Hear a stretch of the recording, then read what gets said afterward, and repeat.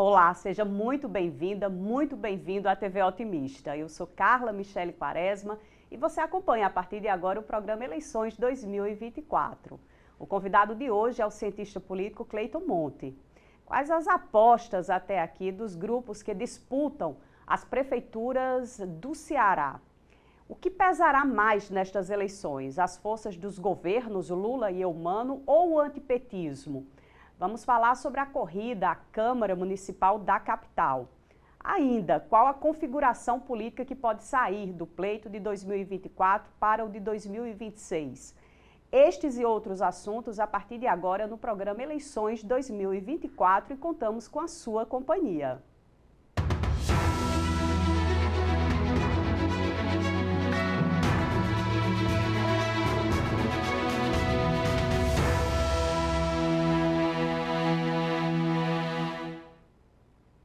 Cleiton Monte é cientista político. O convidado é mestre e doutor em sociologia. Cleiton Monte também é professor e pesquisador da Universidade Federal do Ceará. O entrevistado atua como consultor em veículos de comunicação e articulista de jornais em Fortaleza. Participam do programa aqui no estúdio o diretor de jornalismo do Grupo Otimista, Erivaldo Carvalho, e remotamente o diretor institucional do grupo, Paulo César Norões. Olá, Cleiton, é uma satisfação recebê-lo hoje para fazer essa análise do processo eleitoral em Fortaleza, nas principais cidades do interior do Ceará. Eu queria começar falando sobre essa divulgação de pesquisas, né? Nós temos, nesse período, aí uma quantidade enorme de institutos que se apresentam, divulgam seus resultados. Isso tem alguma influência, tem algum peso sobre a decisão do eleitor? Primeiro, quero agradecer o convite, estar aqui com vocês, Carla, Erivaldo, PC Norões, parabenizar a cobertura do Grupo Otimista, que tem atenção e tem um olhar especial nessa articulação com a universidade, com quem faz pesquisa. Isso eu acredito que dá um diferencial na discussão. Mas indo diretamente, Carla, na questão da pesquisa, ela influencia sim, mas ela não influencia na proporção e na medida que muita gente acha, né, que considera. Então, assim, você não tem um eleitorado absoluto que está aguardando só o resultado da pesquisa para ir votar. Isso não funciona dessa forma, né? Você tem um grupo que é mais sensível ao resultado da pesquisa, você tem um grupo que vota influenciado pela pesquisa dentro daquela lógica do voto útil. Eu não vou perder meu voto, então vou votar em quem está mais na frente, ou eu vou votar para derrotar um certo candidato. Então, existe esse movimento. Isso não chega exatamente igual para todos os eleitores. Então, você tem sim aquele voto mais ideológico, você tem aquele voto mais programático, você tem aquele voto mais tradicional, baseado em questões relacionadas à família. Então você tem um cardápio aí, um mais diverso. As pesquisas são importantes, eu reafirmo isso constantemente. São importantes para partidos, são importantes para os candidatos, para a imprensa, né? Porque elas são termômetros para a própria campanha. E hoje, Carla, a forma como elas são apresentadas, a Justiça Eleitoral obriga a primeiro o registro, segundo a apresentação da metodologia, como ela foi realizada, quem financiou. Então, assim, isso dá mais transparência ao processo. E, claro, você tem metodologias distintas, você tem pesquisa que é feita a partir de pontos de fluxo, como é o caso do Datafolha, você tem pesquisas que são realizadas por telefone, outras que são realizadas visita domiciliar e outras que são realizadas em diferentes formatos online. Claro que, dependendo do formato, você vai ter resultados distintos e isso acontece no mundo todo, né? Isso não é uma especificidade do Brasil. Existe pesquisa e essas pesquisas elas já fazem parte do repertório da campanha eleitoral. Muito bem. Professor Cleiton, uma honra tê-lo aqui conosco. O senhor fala da pesquisa da porta da candidatura para fora. mas também tem um efeito, né, uma importância muito grande da porta do comitê para dentro, ou seja, os especialistas, os estrategistas, os candidatos, o público mediano às vezes percebe uma mudança no discurso, na rota daquela campanha e não sabe muito bem por quê, mas a campanha sabe, né? Foram pesquisas internas, grupos focais que acabaram ali identificando para onde a coisa está caminhando. É mais ou menos por aí também? Porque assim, o que acontece para quem está nos acompanhando? Geralmente, as pesquisas chegam para as pessoas em números absolutos. Candidato A tem 25, o outro tem 19. O que é que interessa para a campanha? É a estratificação da pesquisa. O que significa isso? Qual é o percentual de apoio daquele candidato em quem ganha até 2 salários mínimos, de 2 a 5, mais de 10? Qual é o percentual de apoio daquele candidato entre os jovens, entre o público com mais de 40 anos, entre os idosos, por região da cidade? Então, essa estratificação, tanto é que muitas campanhas majoritárias competitivas têm grupos, né, tem analistas, você contrata analistas que fazem essa leitura e fazem esse encaminhamento. Olha, precisamos de uma mensagem para as mulheres, por exemplo. Precisamos de uma mensagem para os grupos da periferia. Não temos nada para a classe média, porque para você ganhar uma eleição numa cidade como Fortaleza, uma metrópole, você tem que ter um discurso para diferentes públicos, cidade múltipla. Fazer, né? Entregas específicas, né? Então, quem trabalha com comunicação, você conhece isso, Erivaldo, sabe que o grande tchan da comunicação nos últimos 10 anos é a comunicação para nichos, né? Se você conseguir comunicar para determinados grupos e convencer. E isso é feito a partir da pesquisa. E como a campanha é muito rápida, Carla, é um tiro só, né? É como os marqueteiros eles costumam dizer, o espaço para erro e para amadorismo ele é muito, muito reduzido.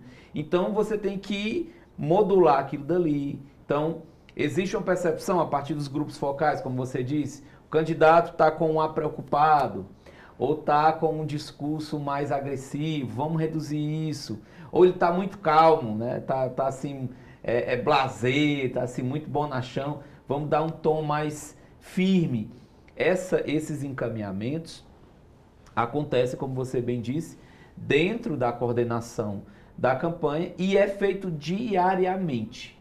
Quem está nos acompanhando, que já trabalhou em campanha majoritária, sabe disso. Isso é diária. Estou dizendo as campanhas competitivas. Uhum. Quem está ali só para demarcar, não tem esse tipo de preocupação. Quem está ali buscando realmente ganhar a eleição, faz esse direcionamento junto ao candidato. Entendi. PC é com você.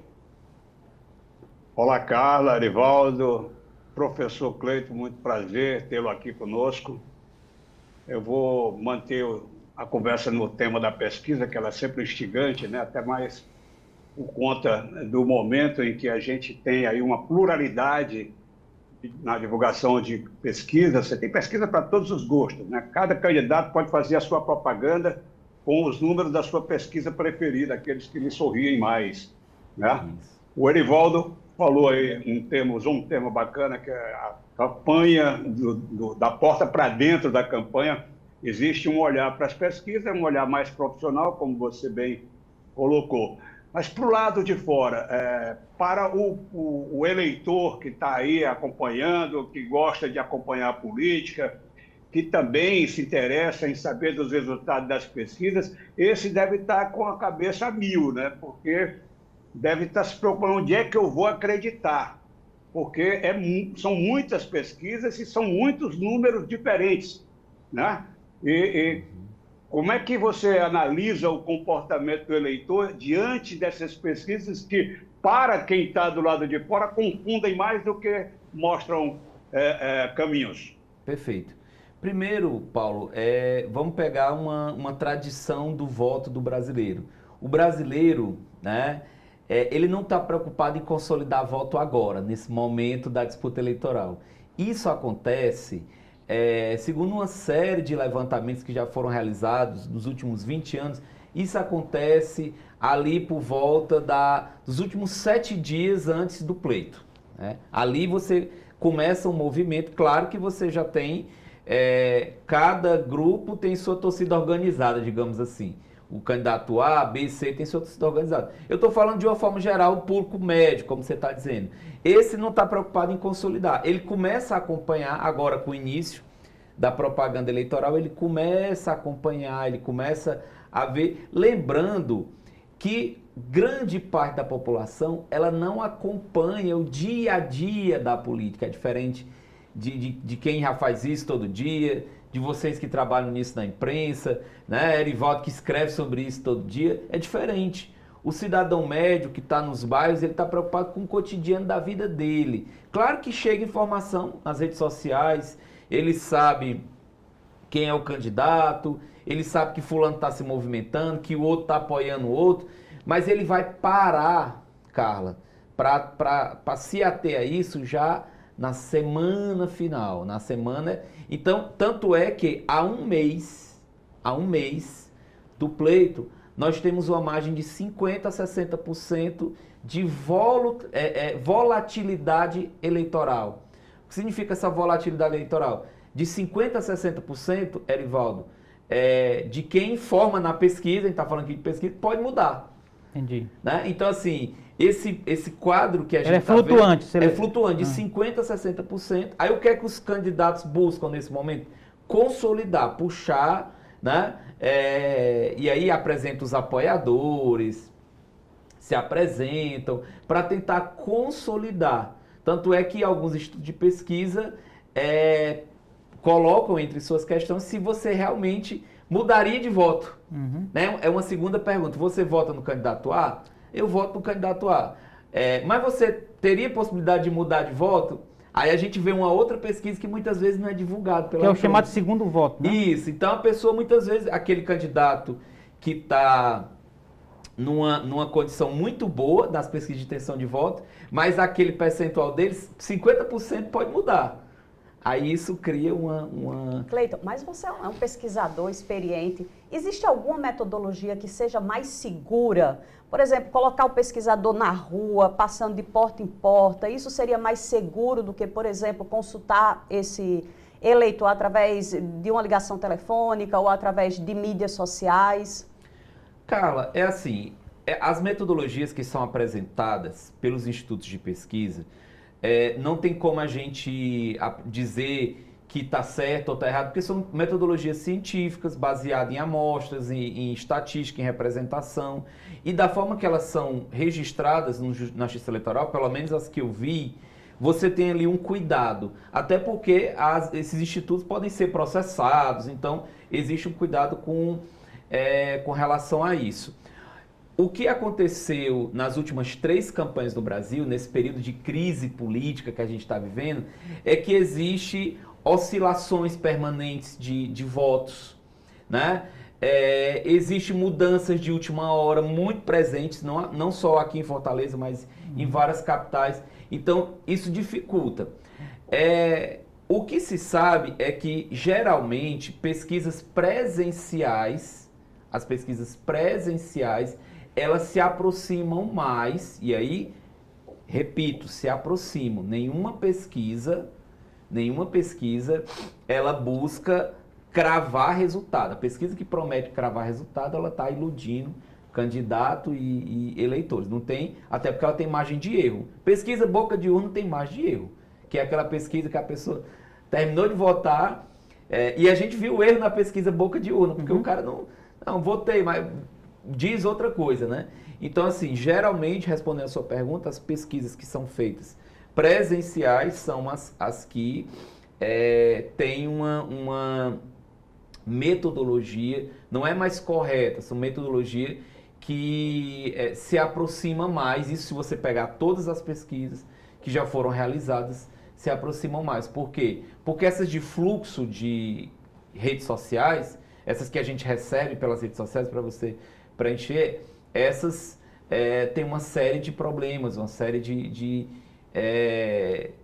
limitações, mas não quer dizer que estejam erradas, né?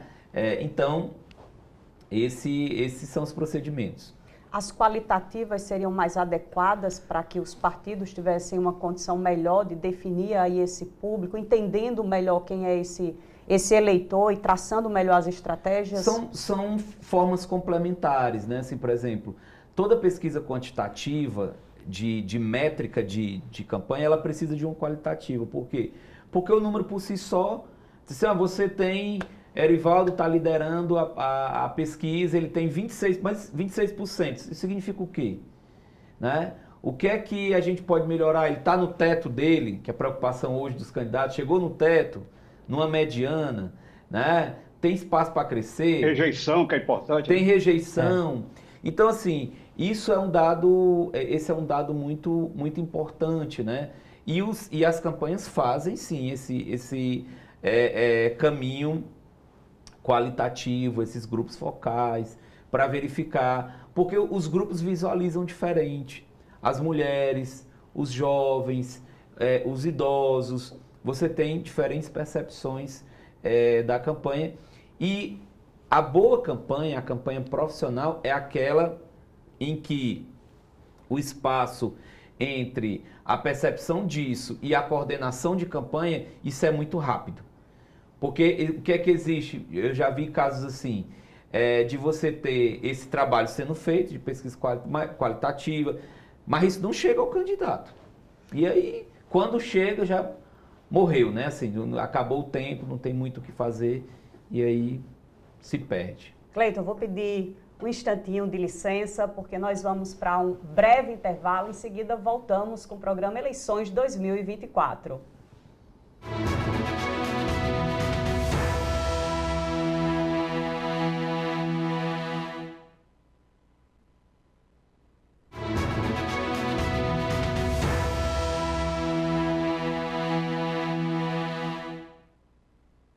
Estamos de volta com o programa Eleições 2024, que hoje recebe o cientista político Cleiton Monte. Erivaldo? Obrigado. Professor, vamos aqui falar de Fortaleza, né? Queria que o senhor fizesse um passeio, né? Pelas principais candidaturas, a ordem e a sequência, o senhor que define, para que a gente tenha aqui um mosaico, né? Com a sua expertise, qual é o retrato do dia hoje da disputa na capital? Perfeito.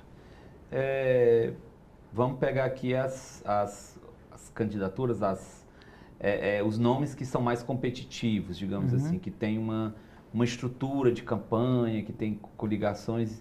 O que é que eu percebo, né? E aí a partir de tendências, né? Por exemplo, no caso, começando pelo prefeito Sarto, há uma recuperação de imagem hoje, tanto da imagem do prefeito quanto da gestão. Basta a gente lembrar que a avaliação da gestão estava muito ruim, não faz tanto tempo. Eu acho que, inclusive, até cheguei a conversar aqui com você, Erivaldo, sobre isso, em outro programa, né?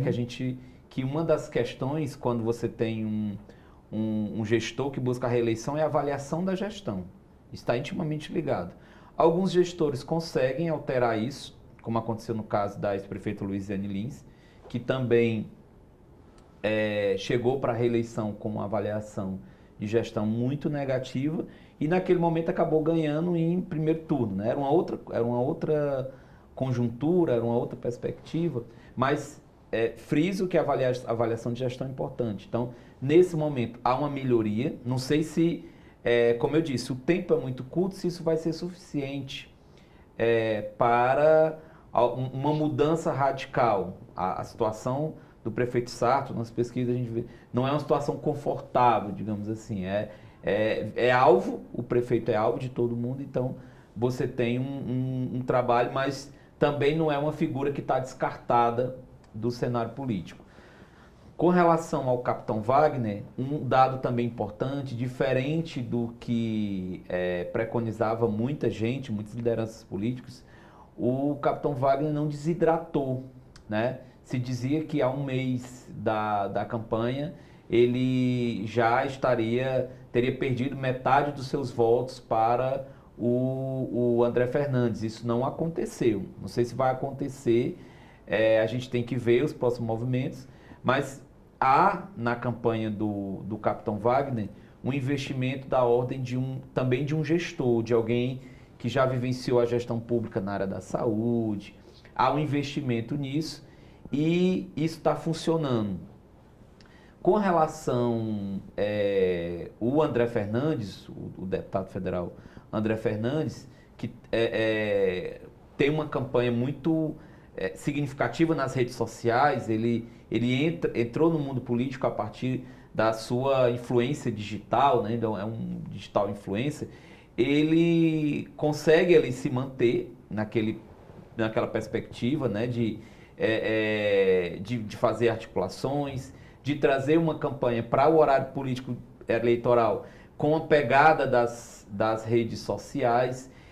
Me chamou a atenção que nos debates e na propaganda eleitoral, eu pensei que ele iria colar permanentemente o nome dele ao do ex-presidente Bolsonaro. Isso não aconteceu, né? Então, assim, porque ele se projetou... Tem sido, inclusive, criticado, né, pelo capitão Wagner por isso. Isso, né? Porque ele se projetou, quando foi deputado estadual e deputado federal, muito nesse nível. Então, de alguma forma, ou ele mesmo, ou a sua assessoria de campanha, tem uma visão de que colar demais no ex-presidente Bolsonaro pode causar também rejeição. Então, isso pode estar ajudando, olha que interessante, isso pode estar ajudando o capitão Wagner, de certa forma, porque a luta do capitão Wagner nas últimas eleições foi se distanciar em termos de imagem do ex-presidente Bolsonaro, e agora o que é que o próprio capitão Wagner diz? Olha, o Bolsonaro tem candidato, é lá o André, e o André fica ali naquela situação, diz, olha, mas não se apresenta dessa forma para o grande público. Então, ele está ali naquele impasse, né, junto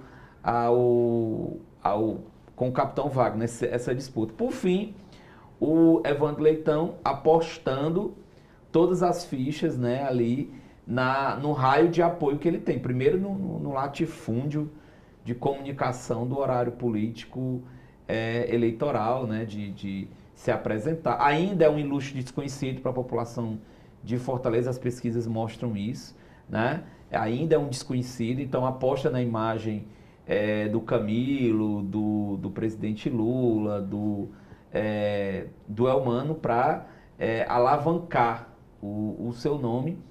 E esse processo para uma eleição municipal, ele não é suficiente. Essa é a minha avaliação, é diferente. Porque muita gente diz assim, mas deu certo em 2022 para o Elmano de Freitas, mas são situações distintas, são modelos de eleição distintos. O Evandro Leitão, se a estratégia for só contar com esses apoios, se a estratégia de campanha for focada somente nisso, ela vai ter uma série de dificuldades. Então você tem que, junto a isso, ter uma articulação muito boa com os candidatos a vereador, que muita gente, as pessoas acabam não falando, mas são os grandes cabos eleitorais numa cidade como Fortaleza. Você ter alguém numa região de Fortaleza, porque a eleição para vereador é assim. Você é candidato a vereador, uma cidade de 121 bairros, não tem como você fazer eleição em todos os bairros. Aí você tem uma região de Fortaleza. Aí você faz campanha todo dia naquela região, carreata, bandeiraço. Aí aquele nome daquela região, você carregar um nome para prefeito, e aquele nome para prefeito ser constantemente ir junto com você. Então, quem tem um número grande de candidatos a vereador espalhados pela cidade, e as principais candidaturas têm isso, acaba tendo uma visibilidade maior, chega mais próximo do eleitor, do capilariza, eleitor médio, né? Capilariza, porque está ali e está tendo um evento de campanha todo dia, então chega com mais força. Mas, respondendo, Erivaldo, hoje, cenário indefinido, não é possível cravar, de fato, quem está no segundo turno, porque, aí repito o que eu falei anteriormente, hoje, esse quadro que nós temos, que está apontado aí pelas últimas pesquisas, é um quadro que pode ser alterado nas próximas semanas, porque existe ainda a volatilidade eleitoral. PC? Eu queria falar de estratégias, né, de campanha. Durante muito tempo, a principal ferramenta para fazer campanha eram os comícios, né, eram o corpo a corpo. dos candidatos com o eleitor. Depois veio a televisão, o próprio rádio também deram uma dinâmica diferente, uma comunicação de massa, que foi durante muito tempo fundamental. E hoje nós temos a chegada aí mais forte ainda do que já vinha acontecendo das redes sociais, das mídias sociais. Isso faz com que a gente tenha, às vezes, no mesmo candidato, 3 perfis diferentes, né, de se apresentar ao público, né, de acordo com a ferramenta que ele está usando. Eu queria destacar essa coisa da rede social, que está transformando essa eleição, esta em particular, num festival de memes, né, de situações caricatas, que são bem próprias da dinâmica das mídias sociais, né? Até que ponto isso, na sua opinião, pode influenciar o comportamento do eleitor? Qual é o peso de cada estratégia dessa? O corpo a corpo continua importante, visitar o eleitor lá no bairro dele, na casa dele, casa em casa. A comunicação no programa de televisão ainda tem a sua importância também, mas a parte das mídias sociais é que chama mais atenção porque ela é disruptiva, né? Ela apresenta um cenário completamente diferente do que a gente está acostumado. Inclusive, a gente tem o exemplo de São Paulo, onde o fenômeno Pablo Marçal está, digamos assim, corrompendo tudo que se entendia de regra e de atuação nas eleições. Como é que você enxerga tudo isso aí e especificamente o que está acontecendo aqui em Fortaleza? O prefeito, que sempre foi visto de paletó e gravata, de repente usa um óculos Juliette e sai dançando, cantando, fazendo festa. O outro apresenta com rap. Quer dizer, muita coisa, muita informação. Como é que fica isso na cabeça do eleitor? Perfeito. É um fenômeno que já tem até nome, né? A memificação das campanhas. Isso está ficando muito presente, mas respondendo, PC, a sua pergunta, hoje as campanhas elas têm estratégias articuladas, então não tem a menor possibilidade de descuidar de redes sociais, descuidar da TV, porque você tem público, né? Na época da eleição do Bolsonaro, muita gente chegou a dizer assim, morreu o horário político eleitoral. Não morreu, né? Ele é importante porque ele pega um determinado público, além daquele tempo do horário em si, tem as inserções, que são até mais importantes, que pega o cidadão desprevenido, tá lá a pessoa assistindo a novela, assistindo o futebol, assistindo o jornal, e entra aquela inserção. Aquilo ali desperta.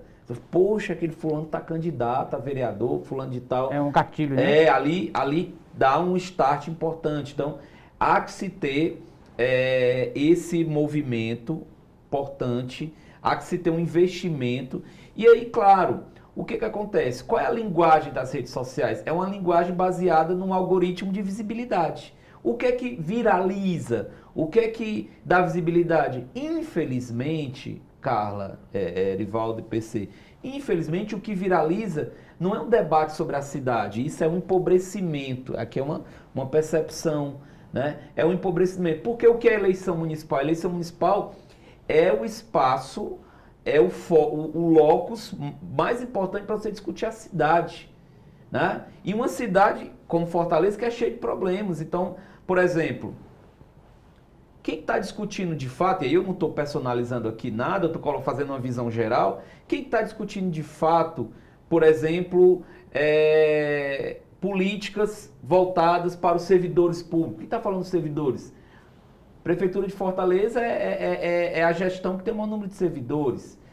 Logística, distribuição de medicamentos, política para a juventude. Cadê as políticas para a juventude? Política cultural, modelo de desenvolvimento, né? Então, isso, os candidatos podem até tem até visão, mas aí chega muitas vezes uma assessoria e diz assim, olha, isso não vai chegar lá no público que você quer atingir, não. Agora, se você dançar, você fizer uma apresentação em rap, se você fizer uma dancinha no TikTok, se você colocar um óculos Juliette, isso aí vai chegar. E o que é que você quer? Você quer chegar. Aí chega, e realmente chega, né? No caso, por exemplo, do prefeito Sarto, chega a estratégia dele, mas aí se perde muitas vezes, e aí acaba padronizando os candidatos. As pessoas não veem mais distinção. Há uma disputa para quem chega mais e lacrando, né? É a lógica da lacração. Quem que lacra mais? Não é mais... Eu não vou distinguir o Erivaldo da Carla, senão porque a Carla ela tem uma determinada política para habitação, o Erivaldo pensou um programa legal para a saúde. Não, eu quero saber quem dança melhor no TikTok, eu quero saber quem se veste mais arrojado, quem tem uma piada, quem consegue embarcar melhor nas trends.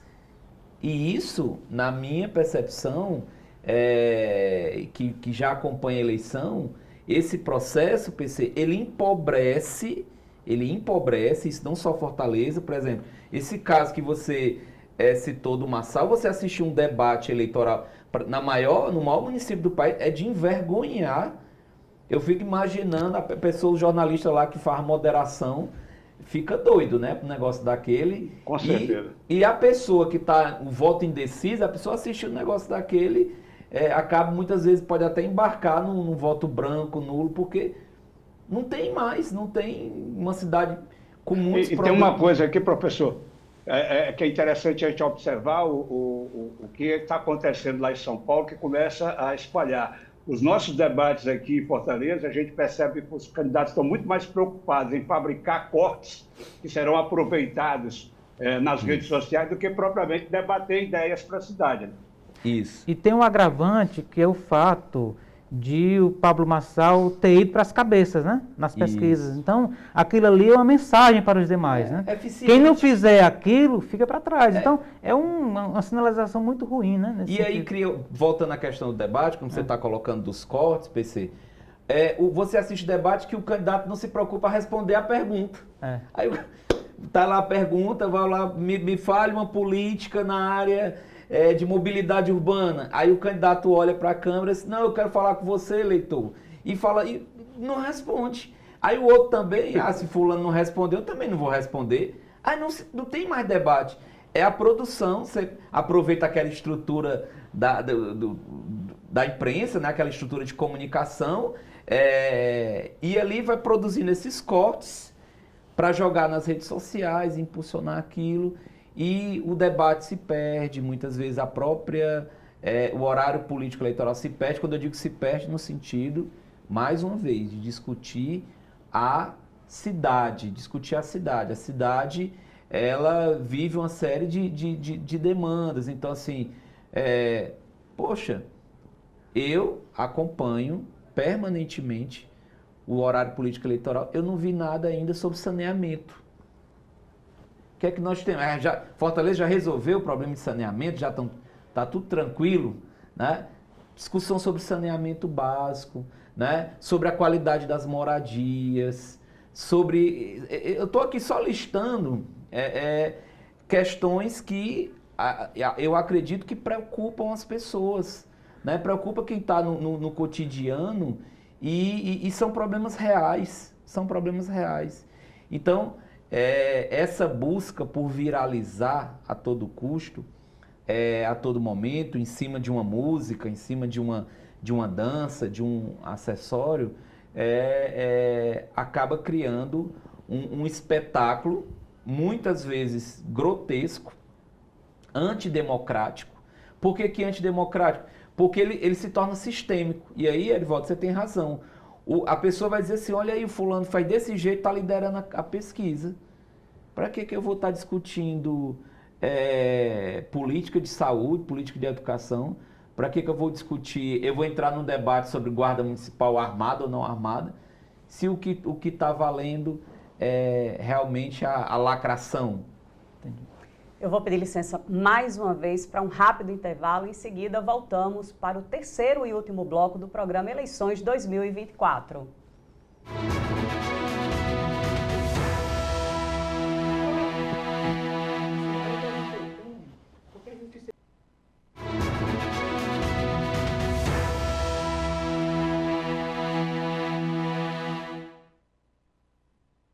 Volta para o terceiro e último bloco do programa Eleições 2024, que hoje recebe o cientista político Cleiton Monte.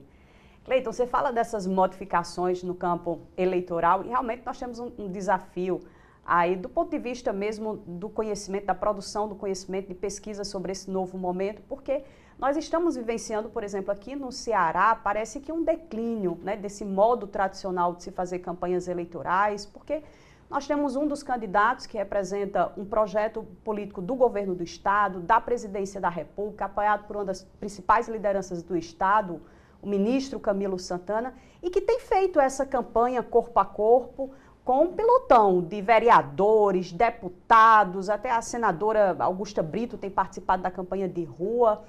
E isso parece não ter surtido muito efeito, pelo menos não daquilo que era esperado de uma projeção de crescimento muito mais rápido do candidato Evandro Leitão.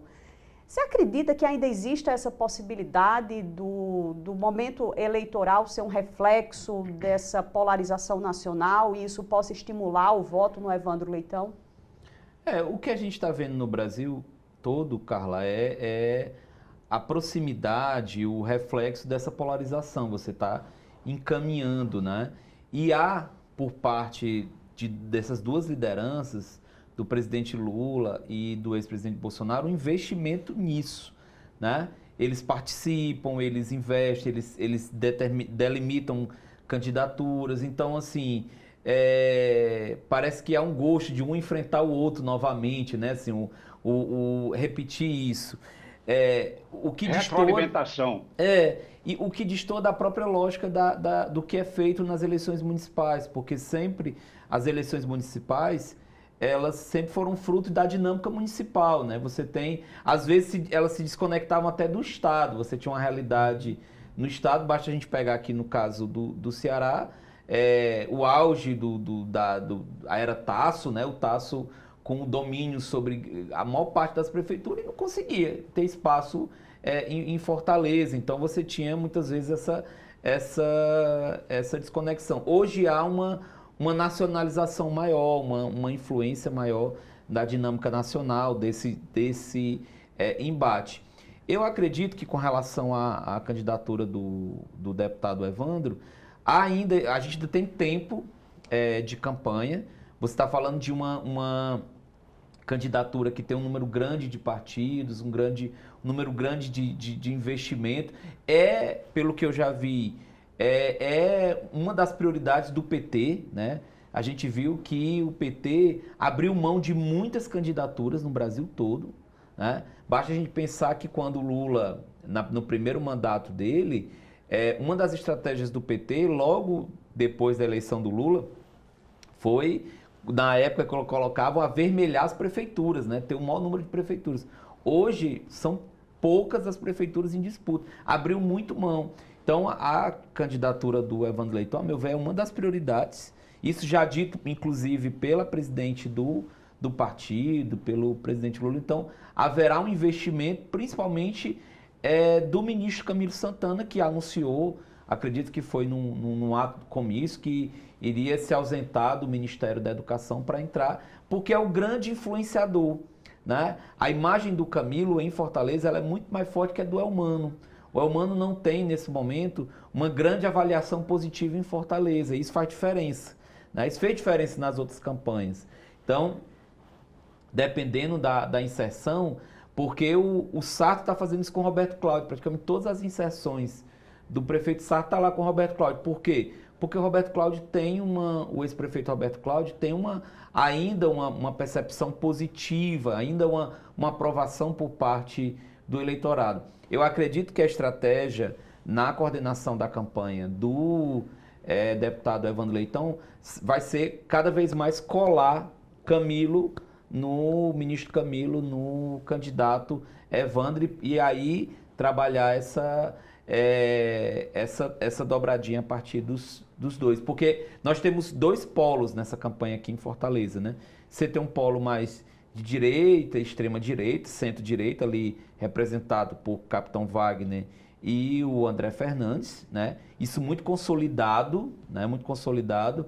Você tem ali, mesmo que migre de um para o outro, vai ficar entre os dois. E do outro lado você tem um polo de esquerda e centro-esquerda que está ali entre o prefeito Sarto e o Evandro Leitão, né? Então acredito que para o segundo turno, é muito provável que a gente tenha um segundo turno, vá um representante de cada um desses desses dois blocos. Eu não acredito num segundo turno, por exemplo, entre a preço de hoje, entre Evandro Leitão e Sarto. Isso seria o grupo, esse grupo de extrema-direita, de direita, que está consolidado em Fortaleza, não está no segundo turno a preço de hoje. É algo muito difícil. Entendi. E, professor, e olhando para 2026, né, nós temos, por exemplo, os 3 senadores, né? Eduardo Girão é candidato em Fortaleza, Camilo Santana está arregaçando as mangas no Cariri, Cid Gomes em Sobral, e aqui também nós temos um grupo que rachou, estão em caminhos diferentes, né, o PDT e o PT. Temos grupos ali intermediários, né, o PSD de dado, o PSB de bola. Como que isso pode chegar em outubro olhando para a associação estadual? Essas campanhas, apesar de dinâmicas próprias, elas são interligadas, né? É como se fosse o primeiro tempo já de 2026. Tanto é que o senador Cid, apesar das entrevistas, quando você vê um político dizendo que não está preocupado com a eleição, aí é que ele está preocupado mesmo, né? Assim, acho que quem trabalha com imprensa sabe disso. Tanto é que ele foi o grande artífice das candidaturas do PSB. Hoje o PSB é um partido fortíssimo. E em alguns municípios, candidaturas do PSB peitaram as candidaturas do Palácio da Abolição. Até escrevi sobre isso. Isso significa o quê? Ele demarcando espaço. Olha, eu estou aqui. Teve aquela dificuldade em 2022, que ele apostou tudo que ia ter um segundo turno, e no segundo turno ele chegaria imponente, né, e ia fazer diferença. Se recolheu, e na eleição é que você vê realmente o círculo de aliados. Então, nessa eleição, esse movimento do Cid é um movimento para se colocar como uma aposta do governo. Ou seja, olha, ele não pode ser deixado de lado. No outro espaço você tem o Camilo, como você próprio disse, que faz um movimento muito mais para reforçar as bases do governo Elmano. E aí ele sabe que para 2026 ter êxito, você precisa ter resultados positivos nos principais colégios eleitorais. E aí vai Fortaleza, Caucaia, Juazeiro do Norte, Sobral, Quixadá. Você tem que ter um resultado positivo. A campanha para o governo passa por esses municípios. Então aí ele vai primeiro lá para o Cariri, mas acredito que vai reforçar também em Fortaleza. E correndo por fora, já que você está falando do Senado, uma figura que sempre se coloca na disputa para o Senado, que teve aqui com vocês, o deputado líder do governo na Câmara, o deputado Guimarães, né? O movimento que ele fez no Cariri, na região Sertão Central, não é um movimento só de uma figura que quer concorrer a deputado federal. Concorrer a deputado federal é muito difícil, né? Mas é uma figura que quer articular um número grande de prefeitos e dizer assim, olha, eu fui diretamente, participei diretamente da eleição dessas figuras aqui e também tenho que ser considerado, né? Porque várias vezes o deputado Guimarães chegou perto e teve que abrir mão, mas eu acho que dessa vez ele vai forçar e vai se colocar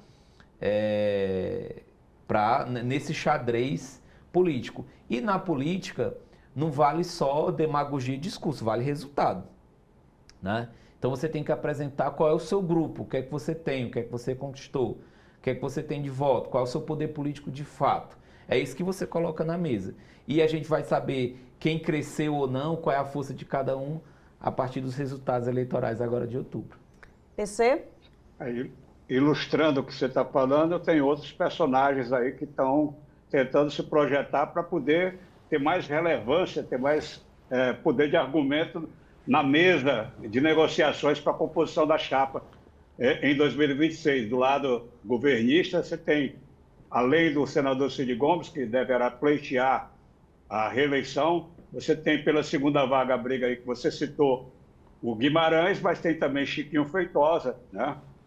Tem talvez a ex-prefeita Luiziane Lins aí, que também estaria de olho numa negociação para chegar forte também para essa disputa. Enfim, essa eleição deste ano em seus diversos municípios aí, ela aponta muito para isso, né? Sim. Até um dado, se me permitem, uma avaliação, prefeitos, vários prefeitos que estão tentando a reeleição agora em 2024, começam a pensar os seus votos numa perspectiva de possibilidade de uma campanha para deputado estadual. Eu vejo muito isso, né? Deputado estadual, deputado federal. Então, assim, olha, qual é a minha projeção naquela região? Né? Porque você tem as regiões do estado, olha, para além, porque tem prefeito que faz prefeitura, e faz o irmão em outra, e faz um aliado em outra. Então, naquela região, isso é possível pleitear uma vaga de deputado estadual, deputado federal. Então, esse cálculo é feito também pelos prefeitos, que a gente muitas vezes não visualiza no Ceará como um todo, mas ele está ali fazendo os cálculos dele e fazendo a matemática eleitoral dele para já se projetar politicamente. Cleiton, pensando nessas principais... Cleiton, Michel, pois não, só para não perder o gancho aí, faltou a gente colocar nesse tabuleiro uma figura que é bastante importante, né? Qual é o papel, na sua opinião, do Ciro Gomes em tudo isso que está acontecendo? Bem, o Ciro hoje, ele tem uma rejeição, na maior parte da cidade cearense, muito próxima do Bolsonaro, né? Inclusive na sua Sobral, né? E isso significa o quê, de fato? Significa o que a gente está vendo hoje no Ceará. Poucas campanhas utilizam a imagem do Ciro, né? Ele diz que é porque ele está se afastando, ele está nos bastidores, mas eu não vejo hoje nenhum candidato, né? Por exemplo, eu não vejo hoje ações do prefeito Sarto colado no Ciro, a não ser que eu tenha perdido. Teve lá no momento do lançamento da campanha dele, ele participou, fez uma fala, mas eu não vejo, por exemplo, na televisão, né? Nas redes sociais. Então hoje, reforçando o PC, eu vejo a influência do ex-ministro, ex-governador Ciro Gomes muito limitada, muito reduzida, se compararmos o que já foi anteriormente, né? Então, ele não é decisivo como uma figura de atração de votos, ele é um polemista, ele é uma pessoa que pensa a política nacional, mas é recrutado muitas vezes muito mais para fazer aquela crítica direta ao governo do estado, né? Ele dispara lá a metralhadora dele, mas do ponto de vista eleitoral, eu não vejo hoje candidatos de destaque no Ceará preparando material de campanha. Então, o Ciro tá me apoiando. Eu não percebo isso, e isso é resultado de uma percepção por parte das campanhas. Esse cara não tá atraindo. Cleiton, se ocorrer do PT não conseguir êxito aqui em Fortaleza, em Juazeiro do Norte, isso compromete a imagem que nós apresentamos hoje do Camilo Santana como sendo essa grande liderança política do estado do Ceará? Mais do que isso, Carla, compromete a própria estratégia do governo do estado, né? Caso haja problemas nesses 3 municípios, Fortaleza, Caucaia, colocaria Caucaia e Juazeiro do Norte, que foram 3 campanhas, 3 candidaturas articuladas por dentro do Palácio da Abolição. Se essas 3 candidaturas elas não lograrem êxito, isso vai significar, depois da eleição, a meu ver, até uma reconfiguração da base aliada. O governo do estado vai ter que sentar com os partidos e ver o tamanho de cada um já para pensar os próximos movimentos. Isso fortalece a imagem do senador Cid Gomes? Ele volta a ser esse protagonista do cenário político cearense? Aí depende de como o governador Elmano e o Camilo vão conseguir gerir a máquina do Estado nessa segunda parte do governo. Isso vai depender, né? Como é que vai ser a relação com a Assembleia, como é que vai ser a relação com os prefeitos. Eu sei que, e aí repito, dependendo do resultado eleitoral agora, de 2024, principalmente desses municípios-chave, haverá uma reconfiguração da base aliada do governo do estado. Por quê? Porque você passa a ter uma nova relação com os partidos. E claro que os partidos políticos que estão na base, quando eles percebem algum tipo de fragilidade, o preço do apoio ele é outro, né? Então, aí tem um movimento de cadeiras, né? Cleiton, nós queremos agradecer imensamente por sua disponibilidade, por sua participação. Esperamos ter contribuído também com os eleitores para que eles possam compreender melhor esse período eleitoral. E nós agradecemos sobretudo a você que tem nos acompanhado no programa Eleições 2024, esperando sempre a sua companhia nas próximas edições.